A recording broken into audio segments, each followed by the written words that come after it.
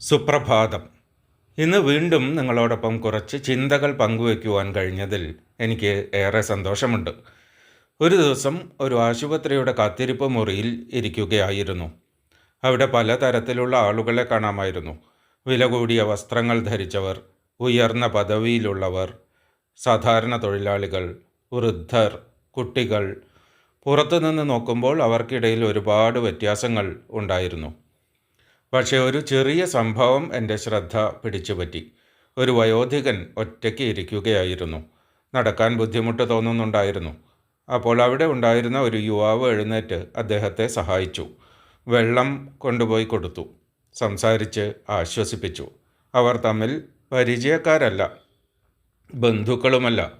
പക്ഷെ ആ നിമിഷം അവിടെ ഉണ്ടായിരുന്ന ഏറ്റവും വലിയ മനുഷ്യൻ ആരാണെന്ന് ചോദിച്ചാൽ പലരുടെയും കണ്ണുകൾ ആ യുവാവിലേക്കായിരിക്കും പോയിരുന്നത്. അപ്പോൾ ഒരു കാര്യം മനസ്സിലായി. മനുഷ്യരുടെ വലിപ്പം അളക്കാൻ ലോകം പല അളവുകോലുകളും ഉപയോഗിക്കുന്നു.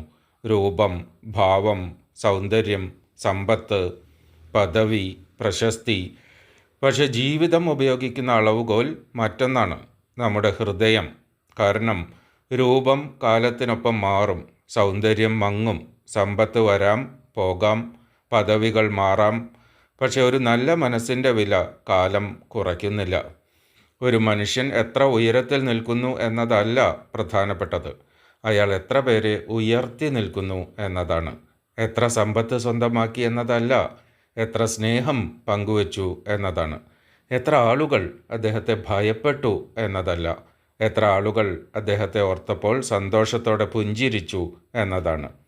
ജീവിതത്തിൽ ചിലരെ കണ്ടാൽ നമുക്ക് പ്രത്യേകമായൊരു അനുഭവം ഉണ്ടാകും. അവർ വലിയ പ്രസംഗങ്ങൾ നടത്താറില്ല, സ്വയം പുകഴ്ത്താറില്ല. എന്നാൽ അവരുടെ അടുത്ത് നിൽക്കുമ്പോൾ ഒരു സമാധാനം അനുഭവപ്പെടും. അവരുടെ വാക്കുകളിൽ കരുതലുണ്ടാകും, പ്രവൃത്തികളിൽ നന്മയുണ്ടാകും. മറ്റുള്ളവരുടെ സന്തോഷത്തിൽ സന്തോഷിക്കാൻ കഴിയുന്ന ഒരു മനസ്സുണ്ടാകും. അതാണ് യഥാർത്ഥ മഹത്വം. കാരണം സ്നേഹിക്കാൻ അറിയുക എന്നത് ഒരു കഴിവാണ്. ക്ഷമിക്കാൻ അറിയുക എന്നത് ഒരു ശക്തിയാണ്. നന്മ ചെയ്യുക എന്നത് ഒരു തെരഞ്ഞെടുപ്പാണ്. ഈ മൂന്നും ഒരുമിക്കുന്നിടത്താണ് ഒരു മനുഷ്യൻ യഥാർത്ഥത്തിൽ വലിയവനാകുന്നത്. അതുകൊണ്ട് രൂപത്തിലോ ഭാവത്തിലോ സൗന്ദര്യത്തിലോ സമ്പത്തിലോ അല്ല ഒരാൾ വലിയവനാകുന്നത്. നന്മ നിറഞ്ഞ ഹൃദയവും മറ്റുള്ളവരെ സ്നേഹിക്കാൻ അറിയുന്ന മനസ്സും ഉള്ളവർക്കേ യഥാർത്ഥത്തിൽ വലിയവരാവാൻ കഴിയൂ. കാരണം ലോകം ചിലരെ അവരുടെ സമ്പത്തിനാൽ ഓർക്കും, ചിലരെ അവരുടെ വിജയങ്ങളാൽ ഓർക്കും. പക്ഷേ ഏറ്റവും ഭാഗ്യവാന്മാർ അവരാണ്.